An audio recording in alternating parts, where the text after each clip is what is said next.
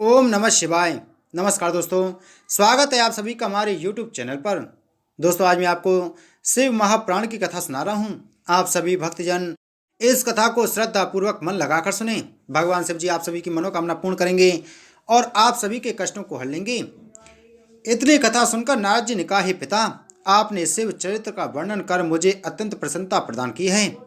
अब आप शिव जी की अन्य कथाओं का भी विस्तार पूर्वक वर्णन कीजिए तथा उनके कैलाश पर्वत पर निवास करने का सब हाल सुनाइए। ब्रह्मा जी बोले, हे नारद, कैलाश पर्वत पर पहुंचकर शिव जी ने सती जी का स्मरण किया और वीरभद्र आदि गणों के सम्मुख सती जी की महिमा का विविध प्रकार से वर्णन किया। उन्होंने सांसारिक मनुष्यों को कामदेव की महिमा दिखाने के लिए सती जी के वियोग में शोक प्रकट करते हुए अनेक प्रकार के चरित्र दिखाए। तदुपरांत वे बहुत समय तक एक ही आसन पर बैठकर ध्यान मग्न हो गए। जब उन्होंने बहुत दिनों के बाद उस समाधि का त्याग किया, उस समय उनके ललाट से कुछ पसीना पृथ्वी पर गिर पड़ा। उसके द्वारा एक परम तेजस्वी पुरुष की उत्पत्ति हुई। उस पुरुष के 4 हाथ थे। वह लाल वर्ण वाला, अपने कंठ में माला पहने हुए तथा अत्यंत शक्तिशाली था। उत्पन्न होते ही वह बालकों के समान रोने लगा। हे नारद, उसे देखकर पृथ्वी ने अपने मन में यह विचार किया कि इस बालक का पालन पोषण मुझे करना चाहिए, क्योंकि यह परम तेजस्वी प्रतीत होता है। शिव जी की अर्धांगिनी सती जी अपना शरीर त्याग चुकी हैं। अतः अब मेरे अतिरिक्त इसका पालन करने वाला और कौन है? यह मेरे ऊपर उत्पन्न हुआ है, इसलिए मैं इसकी माता के समान हूँ और माता के समान ही मुझे इसका पालन पोषण करना चाहिए। यदि मैं स्त्री रूप धरकर इसका पालन नहीं करूँगी तो शिवजी मुझे अवश्य ही दंड देंगे। यह निश्चय कर पृथ्वी ने अपना स्वरूप स्त्रियों के समान बनाया। पृथ्वी का वह स्वरूप अत्यंत सुंदर तथा पवित्र था। उसे देखकर यह प्रतीत होता था मानो कामदेव की पत्नी रति ने दूसरा अवतार ग्रहण किया हो अथवा भगवान विष्णु ने फिर से मोहिनी रूप धारण कर लिया हो। ऐसा सुंदर स्वरूप बनाकर पृथ्वी उस बालक के समीप जा पहुंची और उसे अपनी गोद में उठाकर तथा अपने स्तनों को उसके मुख से लगाकर दूध पिलाने लगी। वह बार बार उसे देखकर हंसती और उसका मुख चूमती थीं। शिव जी ने जब पृथ्वी को इस रूप में देखा तो वे उसकी अभिलाषा जानकर मुस्कुरा पड़े। फिर उसे संबोधित करते हुए बोले, हे पृथ्वी, तुम्हारा बड़ा भाग्य है जो हमारा पुत्र तुम्हें दिखाई दिया। तुम प्रसन्नतापूर्वक इसका पालन करो। यद्यपि यह बालक हमारे पसीने से उत्पन्न हुआ है तो भी यह तुम्हारे नाम से प्रसिद्ध होगा, अर्थात सब लोग इसे भौम कहकर पुकारेंगे। यह बालक तुम्हें अत्यंत सुख प्रदान करेगा। इस प्रकार पृथ्वी से कहकर जब शिवजी ने उस बालक की ओर देखा तो इनके हृदय का शोक कुछ घट गया। तदुपरांत पृथ्वी उस बालक को लेकर अपने घर लौट गई और प्रसन्नतापूर्वक उसका पालन पोषण करने लगी। यह भौम नामक बालक शरद काल की रात्रि के समान निरंतर वृद्धि को प्राप्त होने लगा। जब वह बड़ा हुआ तो शिवजी का पूजन करने के निमित्त मधुवन में जा पहुंचा और अत्यंत भक्ति पूर्वक शिवजी की पूजा करने लगा। उसने ग्रीष्म ऋतु में अग्नि सुलगा कर तथा शीत ऋतु में जल में बैठकर शिवजी की पूजा की। 3 करोड़ शिवलिंगों की स्थापना करके उसने शेष व्रत तथा नियमों द्वारा उनका पूजन किया। इस प्रकार कठिन तपस्या करने के उपरांत जब वह एक स्थान पर निश्चित होकर बैठ गया, उस समय शिवजी ने अत्यंत प्रसन्न होकर उसे अपने दर्शन प्रदान किए। हे नारद, शिवजी के दर्शन प्राप्त कर भौम ने सर्वप्रथम अत्यंत कठिन शब्दावली में रचित उनकी स्तुति की। तदुपरांत यह कहा, हे प्रभु, मैं स्वयं आपसे कुछ नहीं मांगना चाहता, अस्तु आप मेरे लिए जो भी उचित समझें वह वरदान देने की कृपा करें। यह सुनकर शिवजी अत्यंत प्रसन्न होकर बोले, हे भौम, तुम्हारी बुद्धि को धन्य है। तुम मेरी आराधना द्वारा भक्ति पद को प्राप्त कर चुके हो। अब मेरी कृपा से तुम पवित्र मंगल ग्रह के रूप में प्रसिद्ध होंगे और तुम्हारा स्थान सूर्यलोक से भी ऊपर होगा। तुम्हें सब प्रकार के आनंद और प्रसन्नता की प्राप्ति होगी। इतना कहकर शिवजी अंतर्ध्यान हो गए। तब भौम भी अपने लोक को जाकर परिवार सहित आनंद करने लगा। हे नारद, शिवजी के इस पवित्र चरित्र को सुनने अथवा कहने से धन, संतान तथा सुख की प्राप्ति होती है एवं संपूर्ण प्रकार के रोग नष्ट हो जाते हैं। नारद जी ने कहा, हे पिता, शिव चरित्र को सुनकर मुझे अत्यंत आनंद प्राप्त होता है। अब आप कृपा करके वह वृत्तांत सुनाइए कि हिमाचल की पत्नी मेना ने शिवजी से वरदान मांगने के उपरांत क्या किया। यह सुनकर श्री ब्रह्मा जी ने भगवान सदाशिव का ध्यान धरने के उपरांत कहा, हे पुत्र, जब मेना ने शिवजी से वरदान प्राप्त किया तथा भक्त शक्ति को अपने ऊपर प्रसन्न देखा, तब वह आनंदित हो अपने घर लौट आई। वहां सर्वप्रथम उसने 100 पुत्रों को जन्म दिया। वे सब मेनाक तथा क्रौच आदि नाम से प्रसिद्ध हुए। उनके शरीर बहुत लंबे थे। वे सब अत्यंत बलवान, बुद्धिमान तथा गुणवान हुए। इसके पश्चात सती जी ने हिमाचल के हृदय में प्रवेश किया ताकि उनके सब मनोरथ पूर्ण हो सकें। हिमाचल ने सती जी के उस तेज को शुभ घड़ी प्राप्त कर मेना में स्थित कर दिया। जिस समय से सती जी मेना के गर्भ में आई, उस समय से मेना का शरीर अत्यंत तेजस्वी हो गया। उस गर्भ को धारण कर मेना ऐसी सुंदर तथा तेजस्विनी हो गई जैसी पहले कभी नहीं थी। हिमाचल की यह अवस्था थी कि वे बारंबार मेना के निकट पहुंचते तथा मेना की सखी सहेलियां द्वारा यह पूछवाते कि उसे किसी वस्तु की आवश्यकता तो नहीं है। मेना लज्जित होकर कोई उत्तर नहीं देती थी, परंतु वह जिस वस्तु की इच्छा करती वह स्वयं ही प्रकट हो जाया करती थी।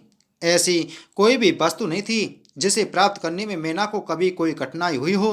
हे नारद, मेना का गर्भ जितना अधिक बढ़ता जाता था उतना ही उसका तेज भी अधिक होता जाता था। गर्भ अवस्था में जिन रीतियों तथा उत्सवों को करना उचित है उन सबको हिमाचल ने बड़ी धूमधाम के साथ संपन्न किया। उन्होंने सब लोगों को इच्छानुसार दान दिया तथा ब्राह्मणों, देवताओं एवं अतिथियों की भली भांति पूजा की। उन्हीं दिनों में विष्णु जी तथा अन्य सब देवता शिवरानी की गर्भ स्तुति करने हेतु हिमाचल के घर गए और अपने कर्तव्य को पूरा करने के उपरांत लौट आए।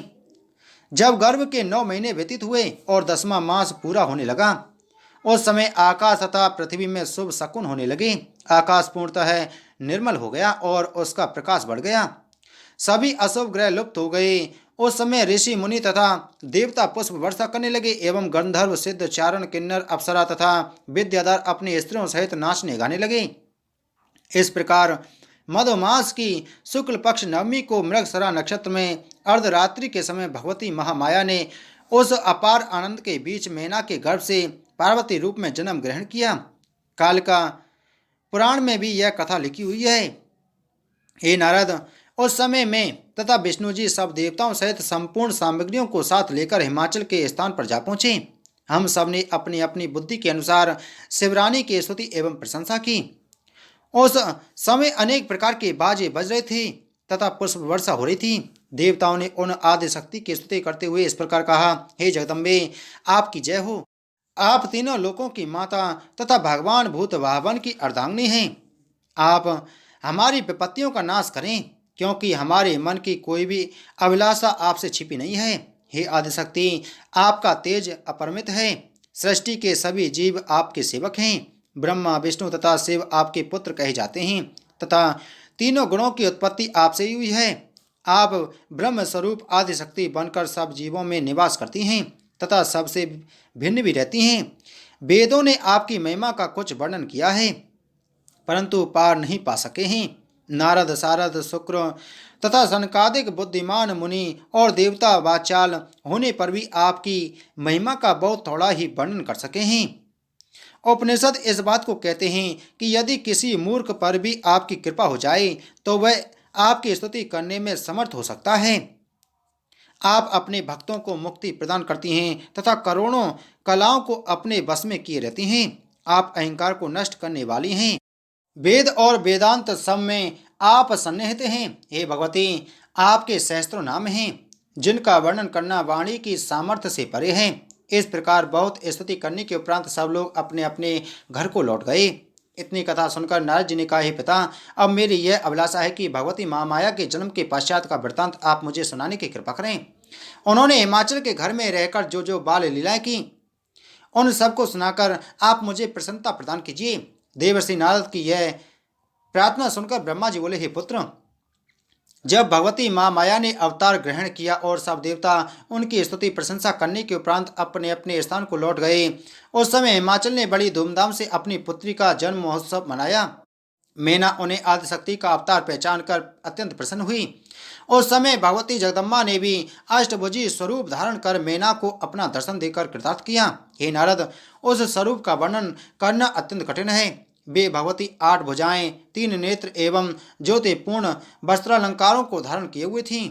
मेना ने जब उनको इस स्वरूप में देखा तो उनकी बहुत प्रकार से प्रशंसा करते हुए यह कहा, हे भगवती, आपने अत्यंत कृपा करके मेरे घर में अवतार लिया है। मेरी यही प्रार्थना है कि आपका यह स्वरूप मेरे हृदय में सदैव स्थित रहे। अब आप कृपा करके पुनः अपना बाल स्वरूप धारण कर मुझे सुख पहुंचाइए। हे नारद, मैना की प्रार्थना सुनकर भगवती महामाया ने उसे सांत्वना देते हुए कहा, हे मैना, मैंने इस समय यह स्वरूप केवल इसलिए धारण किया है ताकि तुम्हारे हृदय में यह विश्वास हो सके कि मैं वही देवी हूँ जिसे तुमने वरदान प्राप्त करते समय देखा था। अब तुम अपने मन में निश्चित हो जाओ। इतना कहकर भगवती जगदम्बा ने पुनः बाल स्वरूप धारण कर लिया और नवजात शिशु की भांति रोदन करने लगी। उस समय सब स्त्रियां मैना के समीप आ इकट्ठी हुईं। मैना का जन्म देखकर उन सबको अत्यंत प्रसन्नता हुई। हिमाचल को भी उस समय बहुत हर्ष हुआ। तदुपरांत वे पुरोहित, गुरु, ब्राह्मण तथा ऋषि मुनियों को साथ लेकर घर के भीतर पहुंचे। उस समय ऋषि मुनियों ने उस कन्या को देखकर कहा, हे पर्वतराज, तुम्हारे घर आदिशक्ति ने अवतार लिया है। यह सुनकर हिमाचल ने अत्यंत प्रसन्न हो ब्राह्मण तथा भिक्षुकों को बहुत सा धन दान में दिया। नगर की सब स्त्रियां भी उस समय अपना अपना श्रृंगार कर बधाई देने के लिए मैना के समीप आ पहुंची। हिमाचल ने रीतिपूर्वक संपूर्ण संस्कारों को संपन्न किया। तदुपरांत ब्राह्मणों ने उस कन्या के नाम गिरजा, काली आदि रखे।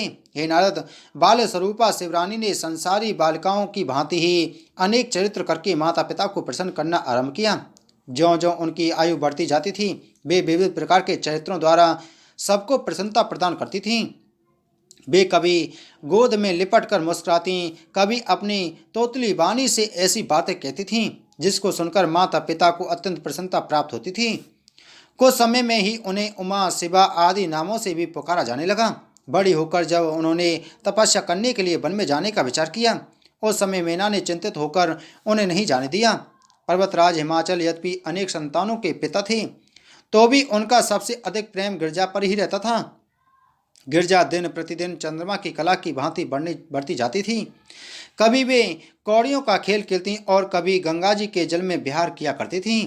संसारी रीति के अनुसार उन्होंने विद्याध्ययन भी प्रारंभ किया और कुछ ही समय में संपूर्ण विद्याओं में निदान हो गईं। हे नारद, बाल्यावस्था व्यतीत हो जाने पर जब उन्होंने युवावस्था में प्रवेश किया, उस समय की उनकी सुंदरता का वर्णन किसी भी प्रकार नहीं किया जा सकता। वे ऐसी अनन्य स्वरूपा थीं कि उन्हें उत्पन्न करने के पश्चात में उन जैसी सुंदरता अन्य किसी भी प्राणी को प्रदान नहीं कर सका। मानव गिरजा को उत्पन्न करने के पश्चात मेरा सृष्टि रचना का संपूर्ण परिश्रम सफल हो गया हूँ। जिन लक्ष्मी जी को मैंने अत्यंत प्रेम पूर्वक समुद्र से निकाला था, उन्हें भी गिरजा के समान कहते हुए मुझे लज्जा का अनुभव होता है। गिरजा के समान अन्य किसी को न पाकर मैं उन्हें केवल निरूपमेय कहकर ही मैं मौन हो जाता हूँ। तीनों लोकों में उन जैसी स्त्री अन्य कोई नहीं है। मेरी पत्नी तो किसी भी प्रकार उनके समक्ष नहीं ठहर सकती। लक्ष्मी में चंचलता का अवगुण है, अतः उन्हें गिरजा के समान नहीं कहा जा सकता। रति तथा भगवान विष्णु के मोहिनी रूप की महिमा भी उनके सौंदर्य के समक्ष नहीं ठहर पाती। इसलिए यही कहना उचित है कि वे अपनी उपमा आप ही थीं। बोलो शिव महापुराण की जय। बोलो शिव शंकर भगवान की जय।